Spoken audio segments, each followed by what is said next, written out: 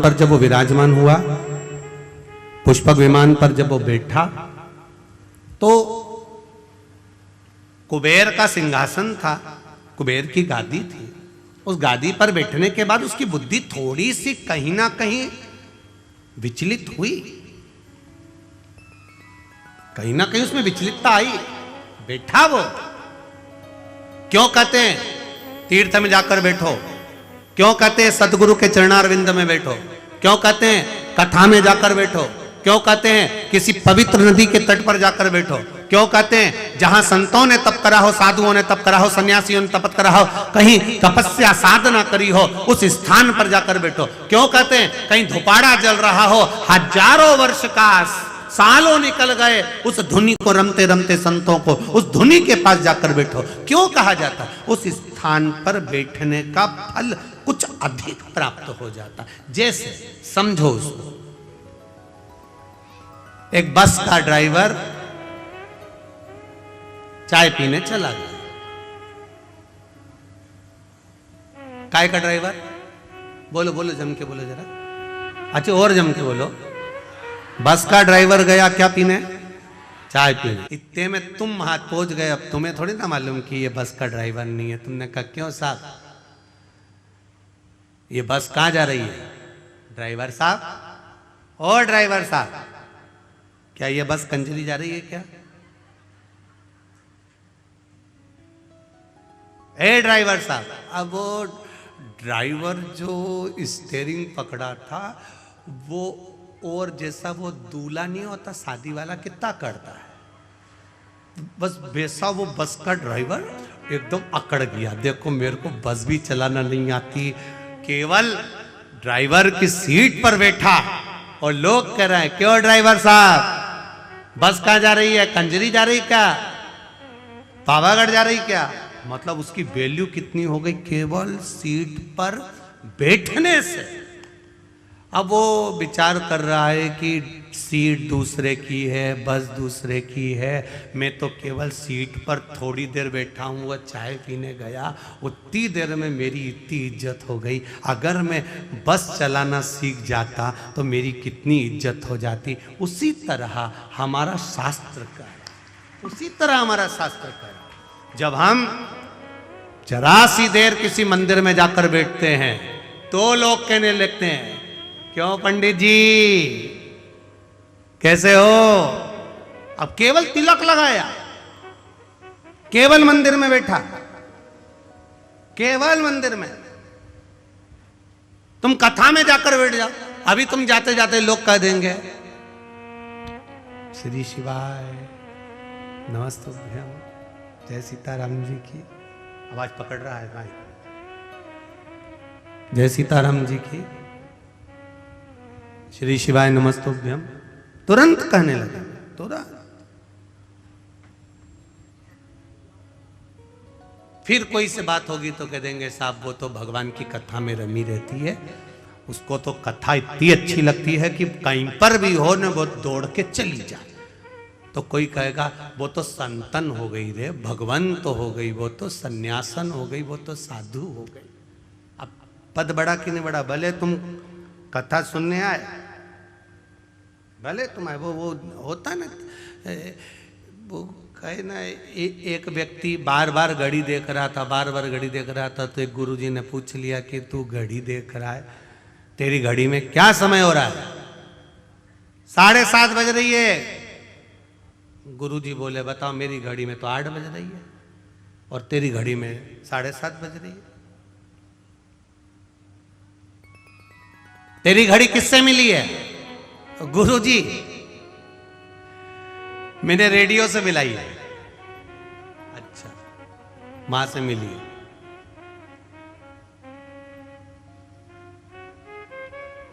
अब फिर उन्होंने दूसरे से पूछा तेरी घड़ी में देख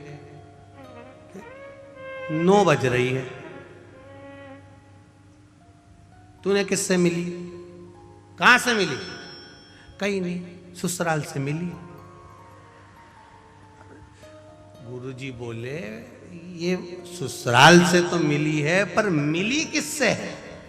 ये तो मालूम होना चाहिए कि रेडियो से मिली, कि टेलीविजन से मिली, कि काय से मिली। तो कि गुरुजी कहीं से नहीं मिली, ये मेरे ससुराल से मिली। हमेशा पीछे ही चलती है, हमेशा पीछे चलती है। ससुराल की जो चीज मिले तुम ध्यान रखना इस चीज के लिए, भले अलमारी हो, वॉशिंग मशीन हो, चाहे फ्रिज हो, चाहे मिक्सर हो। मिक्सर का खटका चालू करके छोड़ दो, थोड़ी देर बाद चलेगा, फिर चलेगा। एकदम मिक्सर नहीं उठता। उसी तरह सास को भी अंदाजा लगा लेना चाहिए कि बहू पर एकदम प्रेशर नहीं देना। एकदम प्रेशर दिया तो ये नहीं चलेगा। ये ससुराल से मिली है तो धीरे से इसको धीरे से संभाल कर चलो। बेटा घर अपना है, परिवार अपना है, रोज इतनी रोटी बनाकर मत फेंका कर, रोज इतनी सब्जी मत फेंका कर। धीरे धीरे उसको चलाओगे तो वो चल जाएगी। और तुमने एकदम टूट पड़ी ने एकदम बोल दिया क्या तेरे पिताजी के घर से लाइए जो इतना फेंक रही है, फिर तो पास में पावागढ़ वाली माता है, नजदीक में। इतनी देर हालो लोग कंजरी वालों और झाबुआ वालों तुम इतनी देर तो करते ही नहीं हो, तुरंत प्रकट हो गई। उतनी देर में तो प्रकट, तुरती देर लगेगा, उतनी देर का लगे।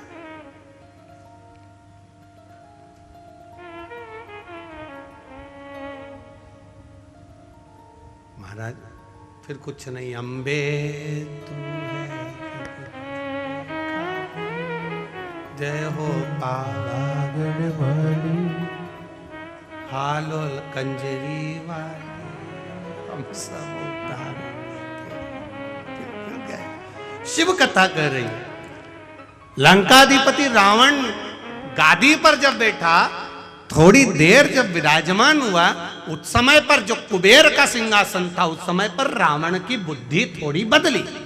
किसी धोपाड़े के पास में धोनी रम रही हो, उसके पास में, संतों के पास में, गुरुजन के पास में, मंदिर में, सत्संग में, प्रवचन में, तीर्थ में, सरयू मैया के तट पर, गंगा मैया के तट पर, यमुना मैया के तट पर, नर्मदा मैया के तट पर, कहीं तीर्थ स्थान पर, अच्छी जगह पर, जहां संत साधु सन्यासी तपस्वी साधक उपासक जहां तप करे हो, उस जगह पर जाकर हम थोड़ी देर बैठते हैं तो ये पक्का है। जैसे चाय पीने ड्राइवर चले गए और उसकी जगह पर बैठ गए तो लोग ड्राइवर कहने लगते हैं, उसी तरह हम जाकर बैठते हैं तो भगवान भी अपना समझने लगता है कि ये मेरा है, ये मेरा अपना है। उसको लगता है ये बैठ गया है, अब सही जगह पर जाकर बैठा है, अच्छी जगह पर बैठा है, ये मेरा होता गया है, ये मेरा हो गया।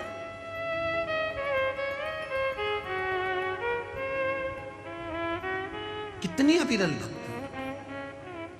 समझाया, रावण नहीं समझा, विमान पर बैठा, भाई को मारकर भगाया, सारे पूरे अलकापुरी पर अपना आक्रमण कर लिया।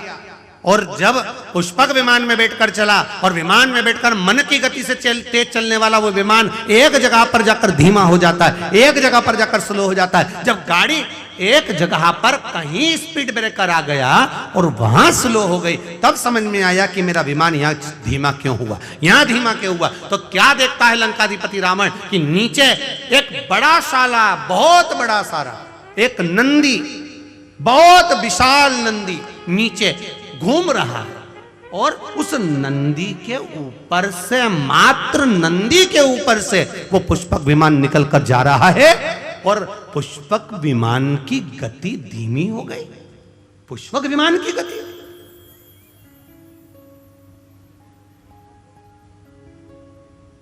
रावण के साथ में जितने लोग बैठे थे उस पुष्पक विमान में, सब रावण से कहने लगे, महाराज ये तो मन की गति से तेज दौड़ने वाला पुष्पक विमान है, फिर आखिर ये धीमा कैसे हो गया, ये स्लो कैसे हो गया, इसकी स्पीड कम क्यों हो गई, इसकी गति कम क्यों हो गई।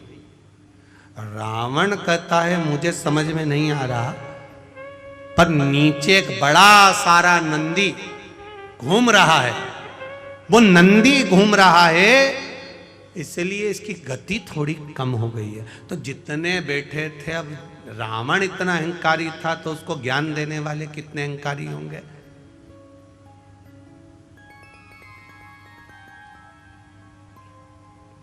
चाय गरम होती है कि केटली गरम होती है?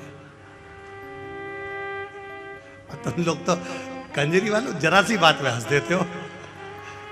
हमको लगता है कि तुम लोग कथा पक्के में अच्छे से सुन के बैठे हुए होते हो। अब तुम बताओ कि चाय गरम ज्यादा है कि केतली ज्यादा गरम है? अब उसमें तुम्हें अंदाजा हो जाएगा। हम जहाँ जयेश भाई के यहाँ रुके हैं, नाम जयेश है ना, जयेश भाई के हम जहाँ रुके हैं, तो वहाँ पर उन्होंने वो गिलास में गरम गौ माता का दूध वगैरह ला कर दिया आरोगने के लिए, ठाकुर जी के लिए। तो हमने कहा ललित महाराज को ये तो बहुत गर्म है। तो इतने में ललित महाराज बोले नहीं नहीं गुरुजी, दूध तो ठंडा है, गिलास गर्म है। नहीं, दूध ठंडा है पर गिलास गर्म है। अब चाय इतनी गर्म नहीं है जितनी केतली गर्म है। उसी तरह बड़े बड़े, बहुत बड़े बड़े, जो बहुत ऊंचे ऊंचे मालूम पड़े, बहुत बड़ा वो आनंद हुआ और मालूम पड़े, तो साहब जो कुर्सी पर बैठा है वो तो बड़ा नम्र है, तो बड़ा सहज है, बड़े सरल नेचर के हैं, बड़े सहज है, बड़े सरल है। अब उनसे मिलो तो लगे बहुत सरल, बड़े सहज, पर उनके साथ जो केतली है वो बड़ी है। पास मत जाना, दूर हटाओ। कैसे घुस गए, कैसे पहुंच गए? इतने में जो कुर्सी पर बैठा, शांति रख, एक केतली, थोड़ा रुक, अभी रुक, चाय ठंडी है, कोई बात नहीं, आन दो, आराम से आन दो, दर्शन करने दो, भक्त हैं, भगवान के हैं, प्रिय हैं, पर केतली हट, दूर हट, क्या है, दूर हटो, वहां जाओ, वहां बैठो, वहां करो। कई बार इन बाउंसरों को देखकर भी हमको ऐसा ही लगता है, केतली बड़ी खराब, चाय तो ठीक है अपनी जगह पर केतली बड़ी खराब बड़ा।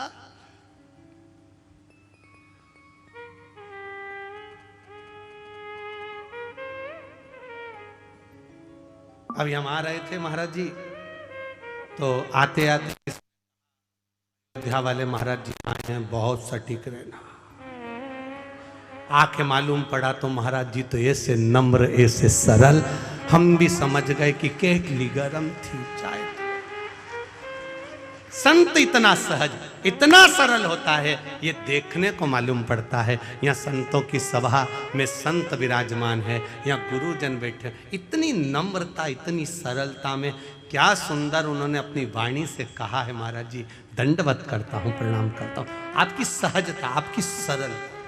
और एक थोड़े से प्रवचन में राष्ट्र उत्थान की भी बात कह देना, थोड़े से प्रवचन में आपके कल्याण की भी बात कह देना, थोड़े से प्रवचन में अग्रसर कर देना।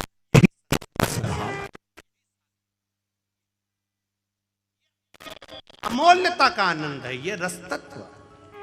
और किस्मत वाले हो, कंजित वाले हो, भाग्यशाली हो आप, जो हमारे बीच में पूज्य गुरुदेव का दर्शन अयोध्या से यहाँ चलकर हुआ है। ऐसा लगता है राम स्वयं आए, वृंदावन से कृष्ण स्वयं आए, ऐसा लगता है मेरा राघव यहाँ पहुंच गए। ये तत्व हमारे भीतर, ये सुख हमारे। अब उतरा सिंहासन नीचे, नीचे उतरा, और सिंहासन नीचे उतरते से पुष्पक विमान पे से नंदी के सामने, राम के सामने खड़ा होकर कह दिया लंकाधिपति ने, तुम कौन? नंदी कहता है मैं नंदी। आप कहां जा रहे हो? हमें उस मार्ग पर जाना है। नहीं, उस मार्ग पर तो मेरा देव महादेव रहता है, मेरा महादेव। रावण कहते हैं कि ये महादेव रह रहे हैं, हाँ?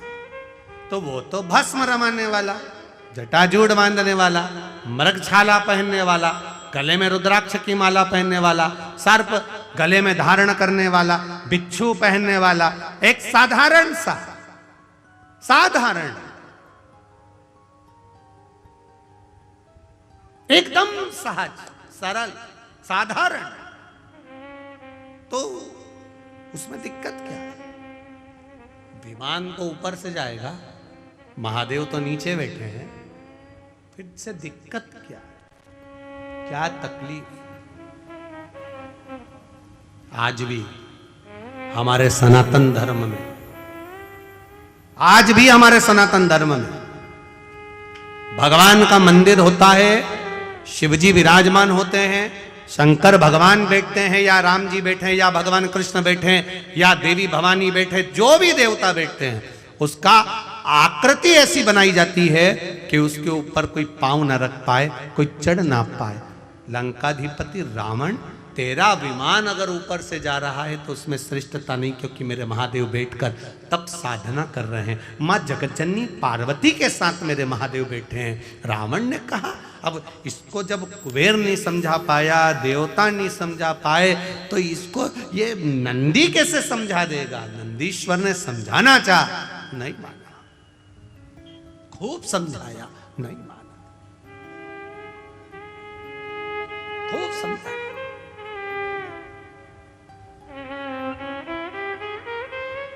नहीं माना, क्रोध आ गया। अब विद्वान हो, विद्यावान हो, विद्यावान को समझाओगे क्रोध नहीं आएगा, विद्यावान को कहोगे तो क्रोध नहीं आएगा। पर जिसमें विद्वत्ता भरी होगी, जिसमें अहंकार भरा होगा, जो अपने आप को विद्वान समझता होगा, उसको अभिमान का, अहंकार का क्रोध तुरंत आ जाए। रावण को क्रोध आ गया, मेरा रथ निकलेगा तो यहीं से, पुष्पक विमान निकलेगा तो यहीं से, शंकर भगवान को उठाकर मैं ले जाकर दूसरी जगह रख देता हूं, दूसरी जगह रख दूंगा। और चला रावण, लंकाधिपति चला जहां शंकर पार्वती जी मेरे देव अधिदेव महादेव मां जगज्जननी के साथ विराजमान थे। लंकाधिपति रावण ने उसी कैलाश पर्वत को हाथ में उठाना, उठाकर एक कोने में रख दूंगा और मेरा रथ, मेरा विमान यहीं से निकलेगा। मेरे विमान को कोई स्लो कर दे, उसकी गति धीमी कर दे, यह हो नहीं सकता। और जो हाथ पर पर्वत को उठाया, थोड़ा सा ही उठा था, इतने में महादेव को मालूम पड़ा कि नंदी ने समझाया पर नहीं समझा। तब मेरे महादेव ने अपने पैर का अंगूठा जैसे ही नीचे करा, करते से ही दोनों हाथ लंकाधिपति रावण के उसमें दब गए।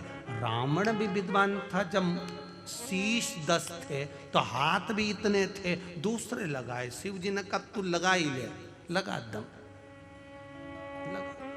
लगा, उठे नहीं, हाथ दब गए।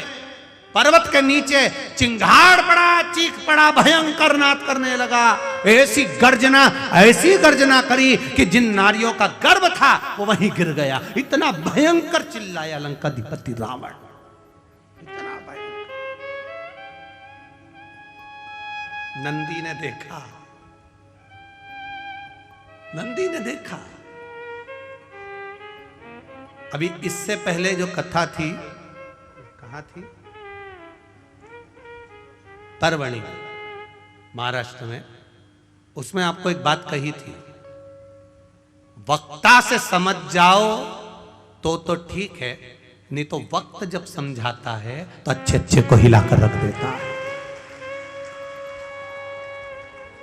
परवणी की कथा में एक बात कही थी, वक्ता से समझ जाओ तो ठीक है, नहीं तो वक्त जब समझाएगा तो रुला रुला कर समझाएगा। इसलिए वक्ता और वक्त में अंतर है। वक्ता समझाता है तो वक्त बदल देता है, और वक्त समझाता है तो तेरी दशा बदल देता है। दोनों में अंतर है।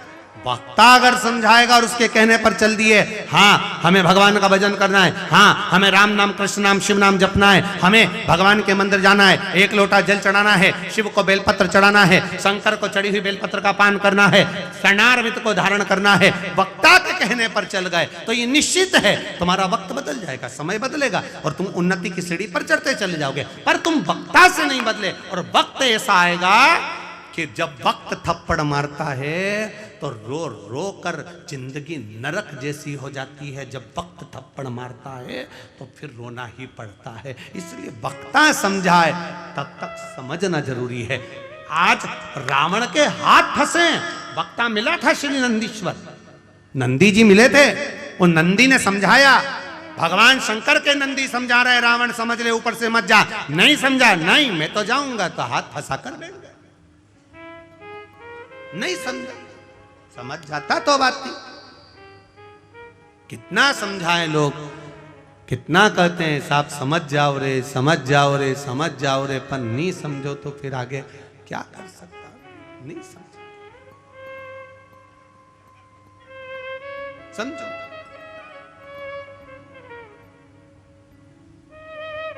अब बैठे नहीं, रावण चीख रहा है, हाथ दबा हुआ है, चिंगाड़ रहा है, चिल्ला रहा है, फिर कोई नहीं आया।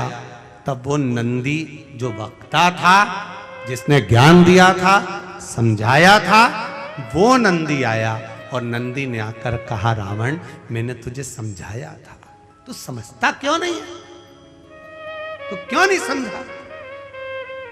महाराज अब हाथ फंसे हुए, अब कोई ज्ञान दे दिया है, अब रावण क्या कह रहा है, एक बार निकलवा दो प्लीज, एक बार ये हाथ निकल जाए। अब रावण मुख से कह रहा है मैं तुम्हारे हाथ जोड़ता हूं, हाथ जोड़ता हूं। ये उसी में का हाल है जो भगवान कृष्ण ने, एक गोपी रोज निंदा करती थी भगवान कृष्ण की, खूब जाकर चुगली करती मैया यशोदा जी से खूब। तो यशोदा जी के सामने गई तो इतने में गोपी ने कह दिया, यशोदा जी ने भी कह दिया जिस दिन तू पकड़ कर बताएगी मैं मान जाऊंगी। तो सखी ने भी कह दिया मैं नहीं पकड़ के बताऊं तो मेरा नाम गोपी नहीं। इतने में भगवान कृष्ण ने भी आकर कह दिया पकड़ के बता दे अब तू। और ऊपर छीका टंगा था, नीचे मनसुका लगा था, शरीर लगा था, उसको छींक आ रही थी। अब हाथ थे घुटने पर, एक के ऊपर एक चढ़े थे, हाथ खुला होता तो नाक दबा लेता तो छींक बंद हो जाती, पर हाथ भी ऐसे तो वो नीचे से यूं यूं मचल रहा, और ऊपर कन्हैया चढ़े थे और मटकी टूट नहीं वाली थी, इतनी देर में नीचे से छींक दिए, जो छींके सब नीचे टपक गए। अब पूरे ग्वाल वालों में कन्हैया सबसे छोटे थे, क्योंकि इनकी उम्र वालों को तो सबको पूतना ने मार दिया था, जितने भी स्तनपान करने वाले थे सबको मार दिया था, कन्हैया सबसे छोटे थे, बाकी के सबकी उम्र बड़ी थी। अब जब चोरी करने जाते थे माखन की तो कन्हैया को तो इनको टोकना पड़ता था, उठाना पड़ता था। जैसे पहले इनको किसी के यहाँ जाना है तो इनको पहले दो अंदर जाओ, फिर इनको खिड़की में रखो, फिर अंदर वाले इनको नीचे उतारें, फिर बाकी के अंदर जाएं, तो सबसे छोटे थे। अब ये सांप और सबसे छोटे को ऊपर चढ़ाया जाता जिससे वजन नहीं लगे, और चढ़ गए और जो गिरे नीचे। अब उस समय कन्हैया को बोलना भी नहीं आता था इतना। अब सब भाग के यमुना जी के घाट पर पहुंच गए। अब यमुना जी के घाट पर पहुंचे, इतने में कन्हैया ने उसी समय पर पूछ लिया कौन छीता। अब बोलना तो आ नहीं जाता, थोड़ी तोतरी तोतरी भाषा थी, कौन छीका की जगह बोला कौन छीता। अब हो जाता है कभी कभी वाणी का थोड़ा थोड़ा सा वो हो जाता है। एक वो कहते ना थानेदार जो था, एक पुलिस वाले ने रात को किसी को रोड पे रोक लिया, आधी रात का समय, कोई नहीं बोला, तब मनसुखा बोला मैं छीका, तुझे भी टाइम पे ही छीतना था, पकड़ा जाते तो। अब पकड़ाई में आता भी तो कौन, ये तो बड़े बड़े पांव से भाग जाते, तो अकेला का नहीं है, पकड़ाई में आता था। अब इतने में मनसुखा ने कहा आगे से गलती नहीं होगी। दाऊ दादा बोले अब तू बता कन्हैया क्या करे। कुछ नहीं, इसने गलती करी है, इसको 108 बार छिताओ। अब इसको 108 बार छिताए कैसे, तो के नंद बाबा ऐसी कपास की बाती बनाते थे और पलंग पे बैठकर खटिया पे बैठ के नाक में डालते थे और छींकते थे, ऐसे छिताओ। अब मनसूखा की नाक में जो बाती दियो मनसूखा छीके, 10-20 बार छीक लिया मनसूखा के बाप की सौगंध खाऊं, कभी नहीं छीकूंगा, कभी नहीं छीकूंगा, अब नहीं छीकू कभी। अब गोपी कहे, अब जब हाथ फंस गया लंकाधिपति का, अब कह रहा है कि मैं तुम्हारे हाथ जोड़ता हूं, तो नंदी ने मन में सोचा इतनी देर से मैं समझा रहा था, समझ नहीं पा रहा था, अब हाथ फंस गए तब समझ में आ रहा है, और हाथ भी दब गए तब कह रहा है कि मैं तुम्हें प्रणाम करता हूं, मैं तुम्हें नमन करता हूं, मैं तुम्हें दंडवत करता हूं। अब कह रहा है